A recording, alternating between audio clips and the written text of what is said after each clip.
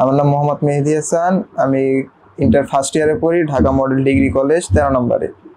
আমি গেছিলাম ভাই ঢাকা বিশ্ববিদ্যালয়ের যেদিনকে মানে নির্বিচারে মানে স্টুডেন্ট আমাদের ভাই বোনদের মানে নির্বিচারে মানে খারাপভাবে মারা হয়েছে, এর জন্য আমি গেছিলাম ভাই।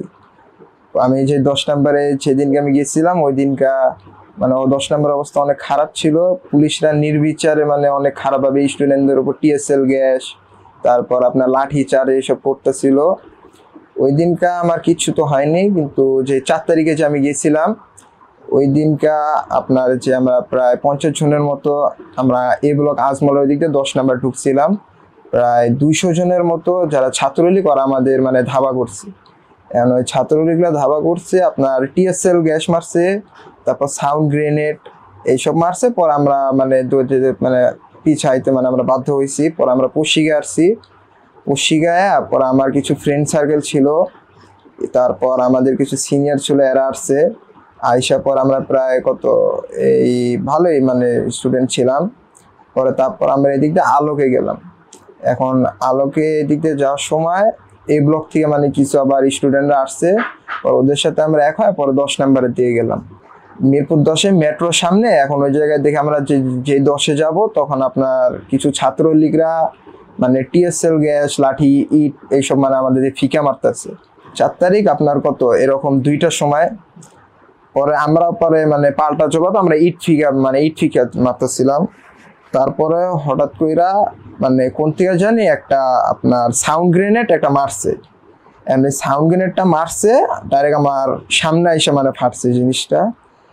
এর জন্য মানে আমি যেই একটু চাপছি এর ভিতরেই মাঝখান থেকে একটা মানে আপনার ছাত্রলীগে ফায়ার করছে আমার পায়ে।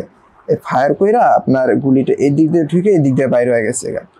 এর ভিতরে মাঝখান দিয়ে মানে এই ছাত্রলীগরা মানে আমাদেরকে মানে ধাওয়া দিছে।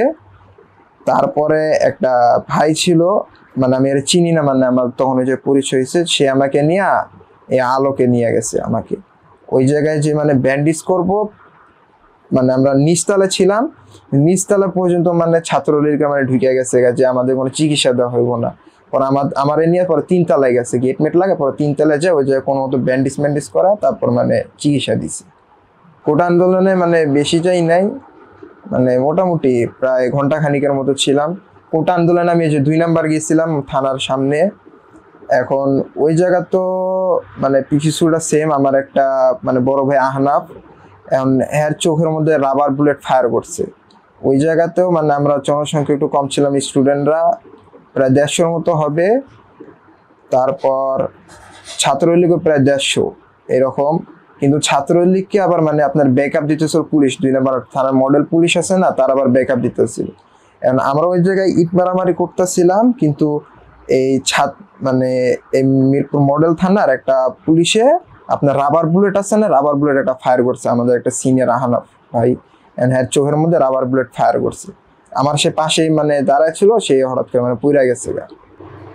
4 তারিখে আমি মেনলি নামছিলাম যে হলো মানে আমাদের স্কুলের মানে একটা ছোট ভাই, সে এই 10 নম্বর আন্দোলনে গেছিল। ওই জায়গায় মানে হেলিকপ্টার আছে না, হেলিকপ্টার থেকে তাকে গুলি করে মারা হয়েছে। তারপর আমার স্কুলের মানে আরো কিছু মানে ফ্রেন্ড ছোট ভাই, ওরাও মানে মারা যায়নি কিন্তু আপনার গুলি করছে, মানে ওরাও মানে আমার মতো প্রায় ড্যামেজ খাইছে। আমাদের যে নাম না জানো ওরা অনেকেই মানে ভাই বোন তাদেরকে মানে নির্বিচারে গুলি করা হয়েছে, মারা হয়েছে। এই জন্য আমি ছাত্র হিসেবে মানে আমাদের ছাত্র যে আন্দোলনে গেছি। ডাক্তার বলছে যে মানে আপনার এটা আমার যে পায়ের হাড্ডি, ওই হাড্ডি মানে ভাঙে গেছে গা। প্লাস আপনার তেমনটা বেশি মানে ভয় নাই এখন মানে জায়গাটা মানে শুকায় গেছে, কিন্তু পায়ের হাড্ডি ভাঙে গেছে আমার। আমি যেই দিনকে গেছি ওই দিনকে মানে পুলিশের থেকে ছাত্রলীগলে মানে বেশি গুলি করছে।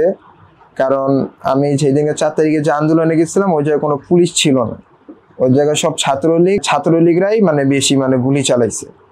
ওদের কাছে গুলির পাশাপাশি আপনার অস্ত্র ছিল, যেমন আপনার এই যে রামদাও, আপনার ধারালো ঢেউ এইসব নিয়ে তারা আসছিল। কিন্তু স্টুডেন্টদের কাছে মানে অস্ত্র বলতে ইট আর লাঠি এইসবই।